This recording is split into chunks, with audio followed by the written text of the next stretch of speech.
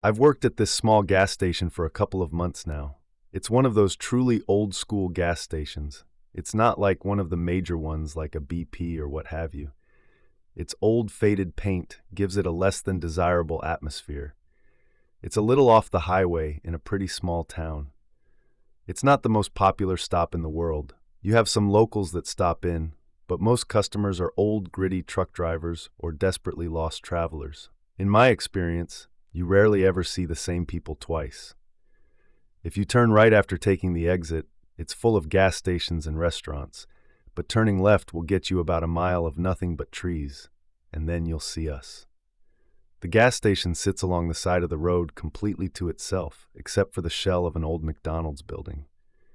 It was moved to a busier part of town years ago. They didn't even bother to take the signs for it down. From time to time, I'll see a car drive that way and have to do the turn of shame. Now, I was a little embarrassed to work here. I'm 28 and have dropped out of college on 2 different occasions. I moved to a small town about 50 miles from my hometown, mainly just so I don't have to run into people that know me and hear, "How you been? Still in school? You graduate yet?" I literally moved to avoid familiar faces. Plus, the apartments are a little cheaper, so whatever. I applied to a few different places, and then I saw a posting for a gas station. They were offering way more than any of the other places I applied to, which was strange for a gas station that advertised its business name simply as gas station. So I drove out there to see if it was legit. It was, and I started right away.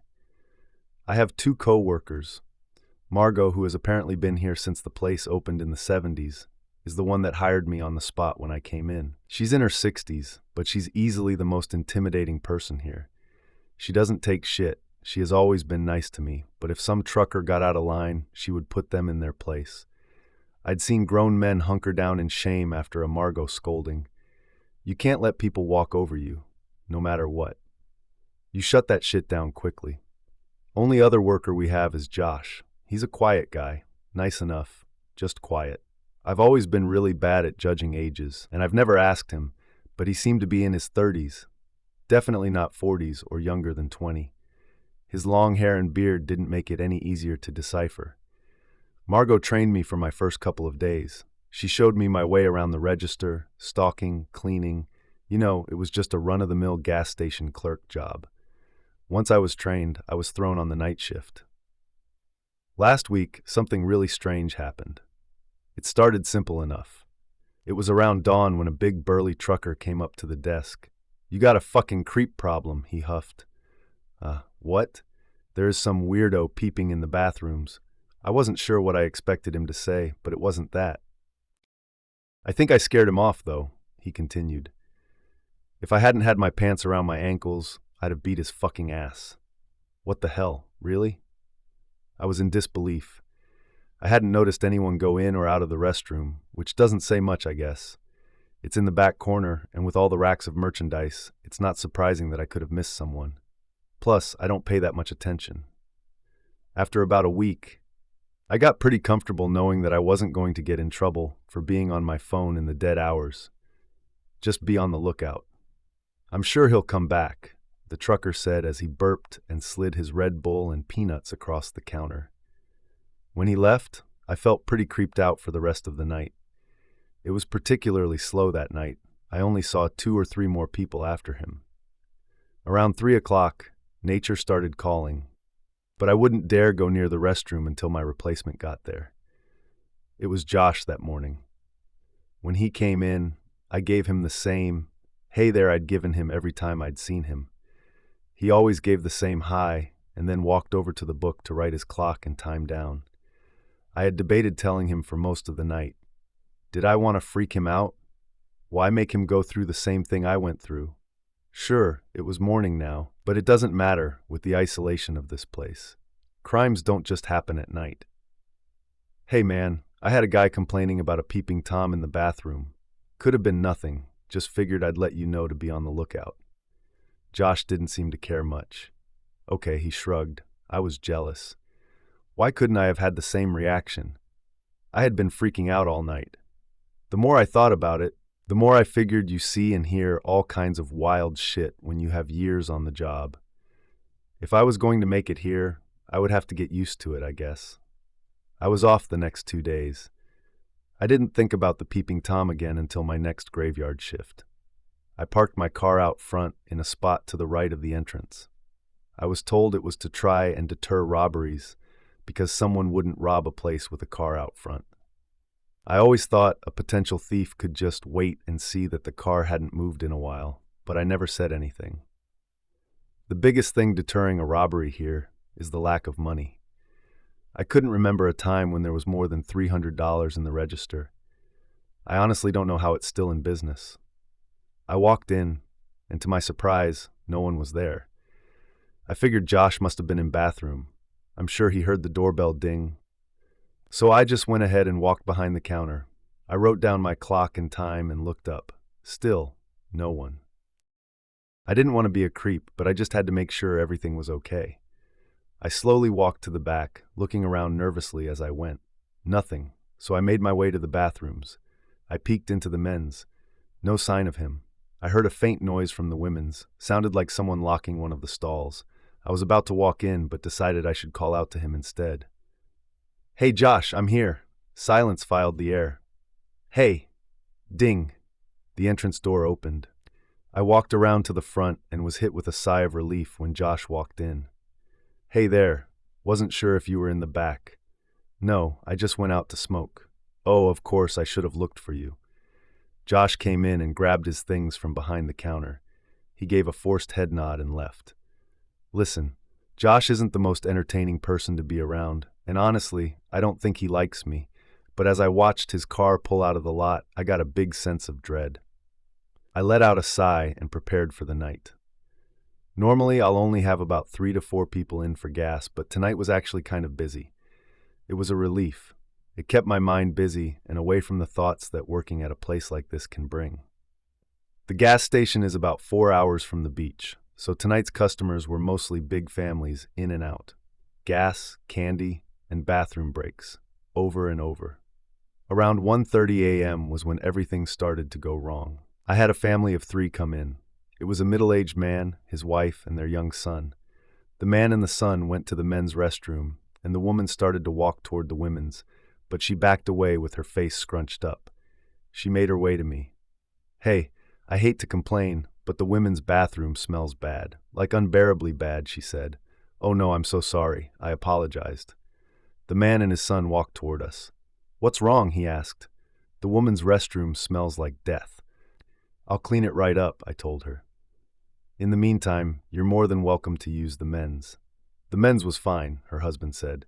"You ladies really tear it up in there, huh?" He laughed. "Will you come with me?" she asked him. Of course. By the time I could find the air freshener in the back, they were gone. I heard the door ding, and I went out to make sure no one else came in. I saw them walking to their car, and no one was in the store, so I made my way to the women's restroom. She wasn't kidding. As soon as I opened the door, I inhaled one of the foulest odors I've ever endured. I quickly covered my nose. As soon as I walked in, something caught my attention. There were muddy shoe prints all over the floor. Josh was supposed to clean before he left, so this really pissed me off. I didn't remember anyone coming in with muddy shoes on tonight. And for that matter, I didn't even remember any women coming in to use the bathroom. I sprayed the air freshener as much as I could while cursing Josh and whoever had made this mess under my breath. This still didn't explain the odor, though, so I looked in all the stalls. However, one of them was locked. My heart started pounding in my chest. The muddy footprints led to that stall. I froze.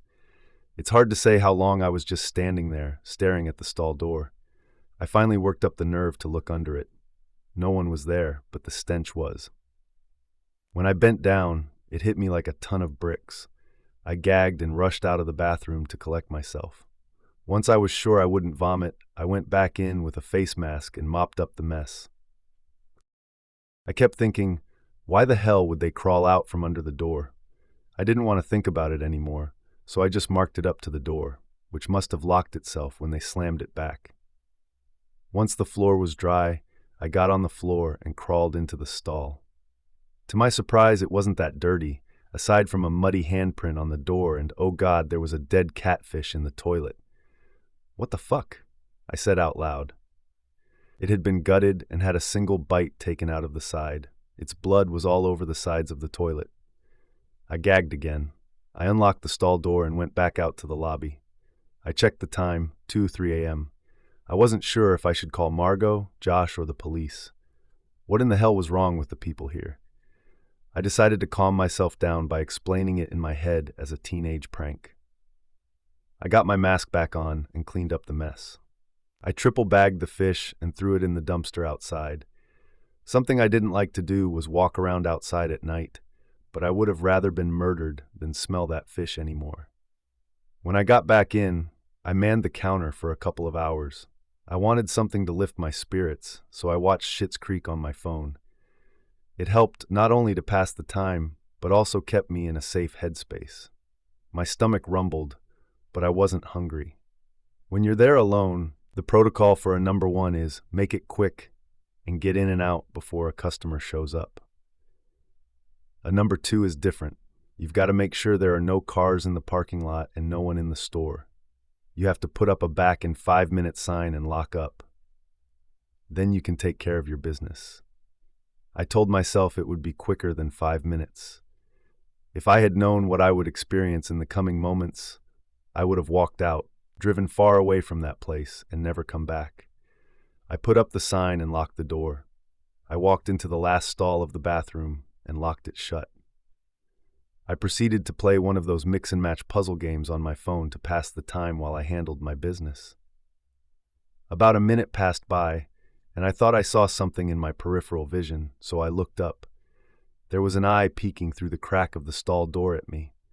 Whoever it was, they were bent forward with their face right up to the door. They didn't blink. They were staring a hole straight through me. My heart was pounding out of my fucking chest, but I stared back frozen in fear. I kept thinking I needed to wake up from this horrible nightmare. From what I could see, they had long, dark brown hair. It was filthily and dripping wet. I could see that they didn't have any shoes on, and their toenails caught my attention because they were so long. They had started to curl. Everything I could see of this person was muddy. It looked like they had just climbed out of a lake. They kept their eye fixed on me until they switched and looked at me with their other eye. It looked like they were moving their mouth as if to say something, but no sounds ever came out. Finally, my body let me respond in the way I had been wanting to in my head the whole time. I screamed, "Hey, get the fuck out of here! I'm calling the cops!" "I have a handgun, don't make me use it." I pulled up my pants and stood up quickly. Suddenly I heard the stomping of wet, bare feet. They were running out of the bathroom. I dialed 911 and kicked the stall door open with a rush of adrenaline. I'm not an intimidating guy. I had never been in a fight, and I had never wanted to be, but at this moment, I was ready to fight for my life. I was so scared, and anger was the only rational response in my head. I screamed out, "Hey, come back here, you fucking creep!" I turned the corner into the gas station lobby. He was nowhere. I ran to check the door, but it was still locked. I could hear the 911 operator talking, but I was too focused on where this guy went to answer them. I slowly moved around the shelves, ready to face whatever was on the other side. He wasn't in the lobby. I looked for footprints and saw them again. They led to the women's restroom. I stared at them for a moment. Part of my brain was telling me to just get the fuck out of here. Who cares about this job? It's not worth this. The other half telling me to get the club we keep under the counter and take care of this problem right now. The 911 operator was still desperately trying to talk to me. "Sir, are you still there, sir?" I kept my eyes on the bathroom door and put the phone up to my ear. I whispered that there was a man in my gas station. They asked, "Are you in danger?" I whispered back, "I'm not sure." The operator asked, "Can you get out?" I looked at the front door. It was a clear shot to my car. Then, I looked back to the women's restroom. I told them the address and sat the phone down on the counter. I picked up the club and made my way to the women's restroom. I pulled the door open and had the club ready to start swinging at anything that moved. The same stall that I had unlocked earlier was closed again. I looked for footprints. They stopped at that stall. I yelled, "Come on out!" The cops are already on their way. The silence was deafening. I yelled again, "Don't make me do this." I looked under the stall but saw nothing. I kicked the door open, expecting to see that creep standing on the toilet, staring at me with those wide eyes. But no one was there. I quickly looked all around me, anticipating getting attacked from behind. But no one was there. The creep was gone. I searched the entire gas station, but they weren't there. I was alone. No footprints led out of the gas station, and both the front and back doors were locked. I felt crazy. I know I didn't make this up. The fear I felt was too real. I literally cleaned up the mess they made. It was there. The police showed up a few minutes later. It was a lone older cop. I quickly let him in. "Everything all right?" he said. He was shining his flashlight around all over the place. I explained to him what happened, but I left out the part about the doors still being locked. I didn't feel like being told I was just seeing shit or that I must have just been tired. Damn hooligans. "Did y'all ever get security cameras?" he asked. "No, I don't think we have any." I said, "I figured after last time y'all would have gotten something," he said. "Was it the last time?" I asked, confused. "I figured you were new."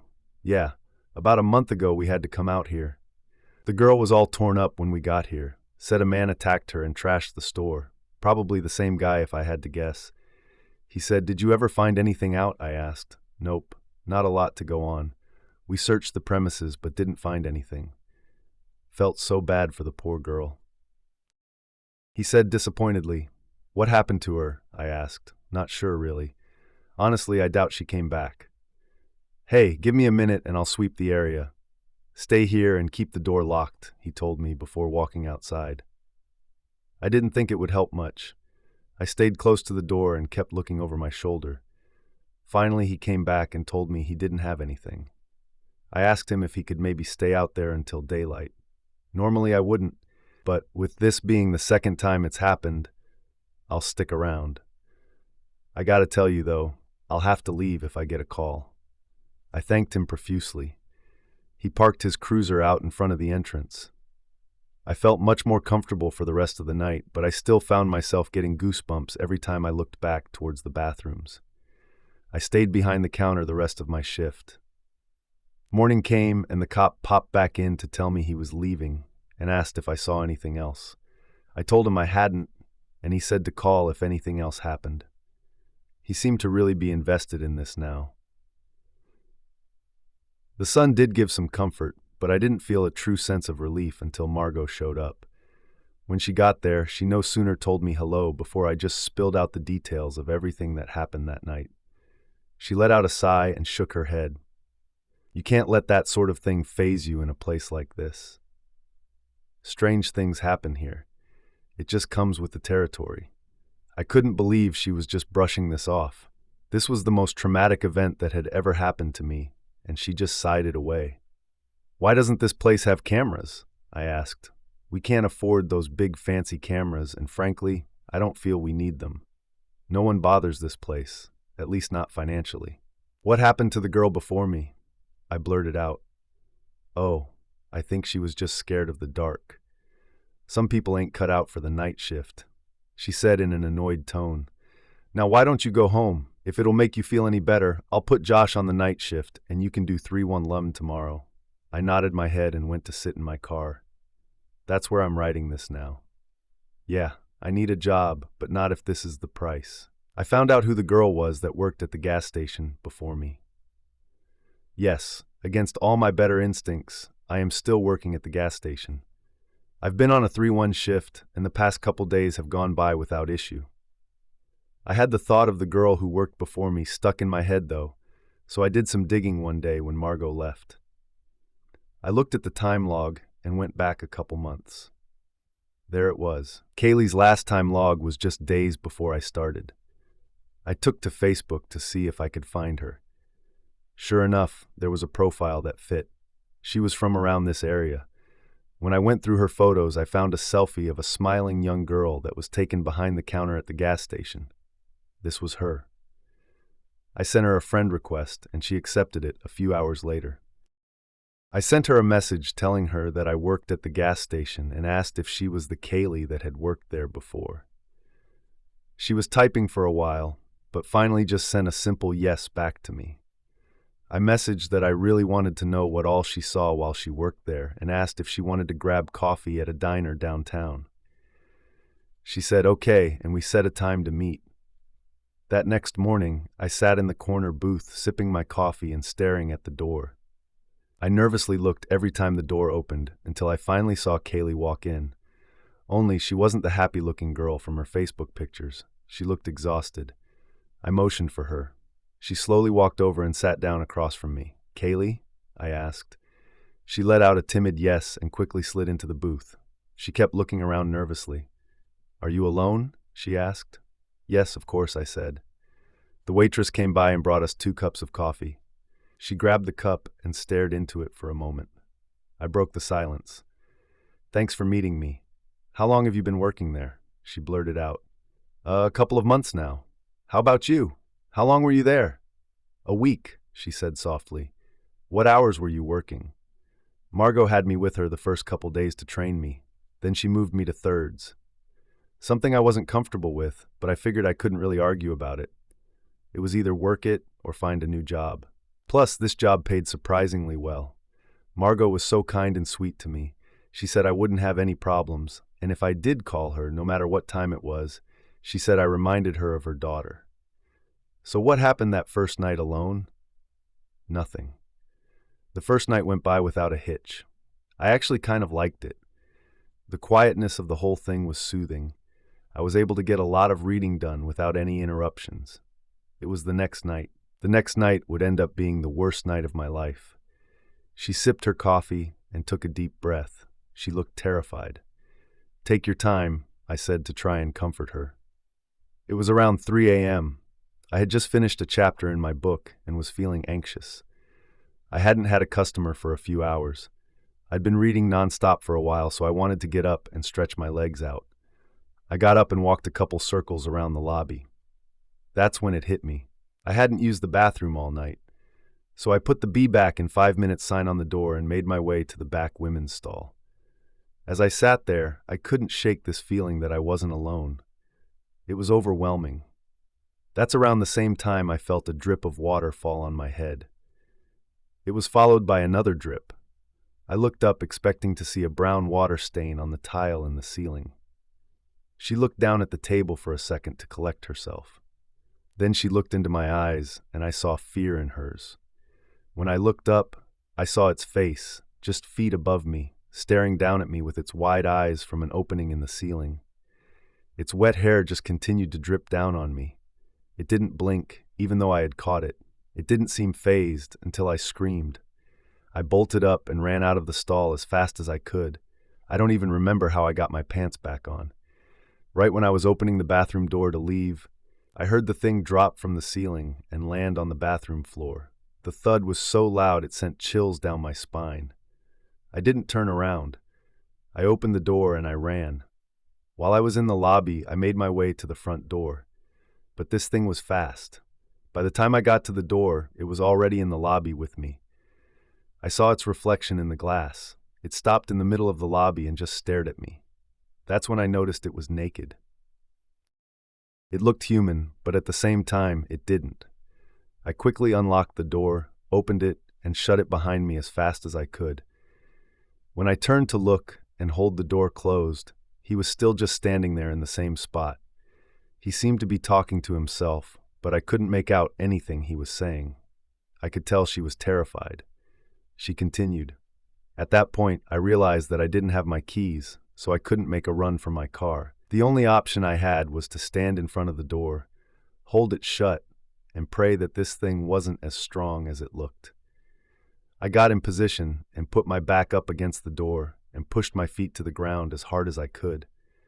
I wasn't sure if it was better to not have to look at it, or worse to not know what it was doing or where it was.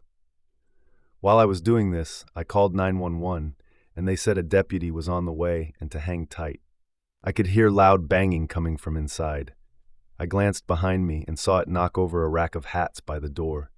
It was in a blind rage, just throwing shit all over the place. When it saw me looking back at it, it started to walk towards the door. She paused then. I turned around and prepared myself. I pushed back towards the door as hard as I could, but I never felt the slightest bit of pressure. I turned to see where it was, and it had its face right up to the door behind me. Nothing but a few inches of glass separated our faces. I must have been in a state of shock because I didn't look away. Then it smiled at me, or at least I think that's what it was trying to do. It showed a wide grin of stained, crooked teeth. I'm not sure how long it went on for before I saw the blue lights reflecting off the window. I turned to see the cop car pulling down the road towards me, and when I turned back around to look in the store, it was gone. I sat looking at the tears filling Kaylee's eyes and her shaking hands. What happened when the cops got there? I felt guilty pressuring her to tell me more. I ran to him as fast as I could. I tried my best to explain what happened, but I'm sure I was mumbling most of it. He looked inside and said he couldn't find anyone. I told him about the ceiling, but he said he didn't see any sign of someone. What happened that morning? I called Margot and told her what happened, but the part she was most upset about was that I called the police and not her. To go from, "You remind me so much of my daughter," to, "Why the fuck would you call the police?" is something I can't really wrap my head around. I drove down there that day and dropped the keys off at the door. I didn't want to even step foot in that place. I haven't been able to sleep much. I see that face everywhere I go, every time I close my eyes. I was starting to think I was crazy, like maybe I'd made the whole thing up until you messaged me. You didn't. I saw it too. It's okay. Who actually owns this place anyway? No idea. I always just assumed Margot did. She acts like she does anyway. I wonder how we would go about getting that kind of information. There is no we. I don't want anything to do with this. Please don't let anyone know that I met with you or told you any of this. You shouldn't go back to that place. I was surprised. Don't you want some kind of closure? What is closure going to do for me? Well, I can at least figure out who that was. I don't care who or what it was. A name isn't going to help me sleep at night. We sat in silence for a bit before Kaylee took a final sip of her coffee and blurted something out. On second thought, there's one thing you could do to help. Burn that place to the ground. She put $3 on the table and left. I sat at the booth for about 3 more coffees before leaving. I felt so bad for her. Her experience had been much worse than mine, but why? Unless he was just intimidated by me. I kept thinking about the ceiling. That would explain the quick escape and the locked stall door. That night, I laid in bed thinking about it until I eventually passed out. When I woke up the next morning, my first thought was deciding to look in the ceiling myself. It was my first night back on third shift. Josh left and I worked like normal for a few hours. The anticipation was killing me as I waited for the dead hours of night. Around 3:30 a.m., I put the be back in 5-minute sign up and locked the door. With club in hand, I made my way to the women's bathroom. My heart was pounding as I went in, but my adrenaline was pushing me through it. Maybe it was a mistake, but my curiosity was winning the fight. I walked in and focused my attention to the third stall, the one that was locked, the one with the catfish, the one Kaylee was in. It was wide open. The bathroom was untouched and clean as ever. I turned my gaze to the ceiling above. I wiped sweat from my shaking hands and stepped into the stall. I stood on the toilet with my head just inches away from the ceiling tile. I listened for a bit to make sure I was alone. After hearing no sign of movement, I took the club and poked the tile up and to the side. I waited and listened again while I stared into the darkness, expecting at any moment to see a face pop out at me. Still, nothing.